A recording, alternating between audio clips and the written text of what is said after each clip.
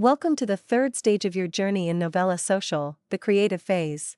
This is where you will create the ad that your consumers will see on social media.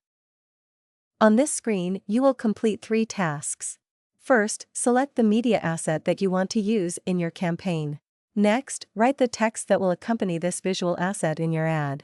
Finally, select the call to action that will encourage the consumer to buy your product. Your first decision is to select the creative asset for your campaign. Ella has access to industry research, and she can help you find out what makes for scroll pausing creative today. Tell her your target audience and ask her to research which creative assets are likely to resonate with them. Consider your audience and the placement types you picked. What would fit best with these placement types? Typically in social media ads, the creative asset is the most important factor in campaign performance. Next, add text to accompany your visual asset. Remember, you can use Ella here too.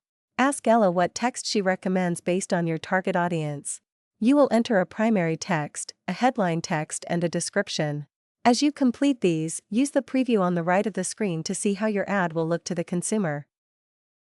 The final step is simply to pick the call to action that will be displayed with your ad. Select one that has a commercial message, as you want to encourage the consumer to buy the product.